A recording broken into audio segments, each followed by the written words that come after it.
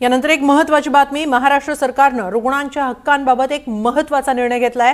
राज्यातील शासकीय रुग्णालयांसोबतच आता खासगी रुग्णालयांमध्ये देखील निष्क्रिय इच्छामरण आणि जीवितपत्र अर्थात लिव्हिंग विल संदर्भातील नियम लागू करण्यात येणार आहेत। यासाठी राज्य सरकारनं आदेश जारी करत विशेष समितीची स्थापना केली आहे। या निर्णयामुळे असाध्य आजारांनी ग्रस्त रुग्णांच्या पूर्व नोंदणीकृत इच्छांचा सन्मान राखत उपचार सुरू ठेवायचे की थांबवायचे याबाबत एकसमान आणि कायदेशीर प्रक्रिया राबवली जाणार आहे। सर्वोच्च न्यायालयाच्या मार्गदर्शक तत्वांनुसार घेतलेल्या या निर्णयामुळे रुग्णांना सन्मानाने मृत्यू मिळण्याचा हक्क अधिक प्रभावीपणे सुनिश्चित होणार असल्याचं मानलं जात आहे।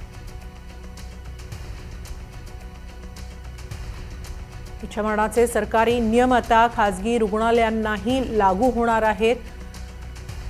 निष्क्रिय इच्छामरण आणि जीवितपत्र अर्थात लिव्हिंग विल संदर्भातील नियम खासगी रुग्णालयांमध्ये लागू करण्यात येणार आहेत। याबाबत अधिक माहिती घेऊया आमचे प्रतिनिधी ऋतिक गणकवार यांच्याकडून। ऋतिक, काय अधिक माहिती?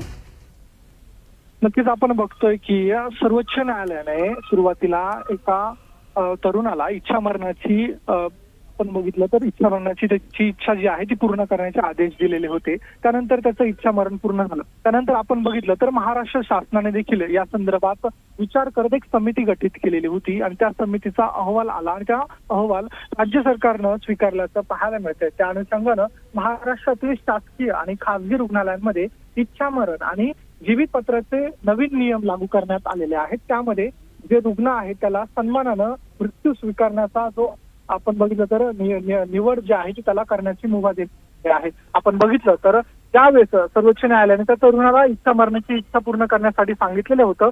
मुंबई महानगरपालिकेमध्ये पण देखील 60 ते 70 लोकांनी इच्छा मरणाचे अर्ज दाखल केलेले होते आणि आपण बघितलं तर त्याचाच विचार करून महाराष्ट्र शासनाने समिती गठीत केलेली होती। आता समितीने ज्या शिफारशी केलेल्या आहेत त्यानुसार आता आपण बघितलं तर इच्छा मरण। धन्यवाद ऋतिक, आपण दिलेल्या या सविस्तर माहितीबद्दल।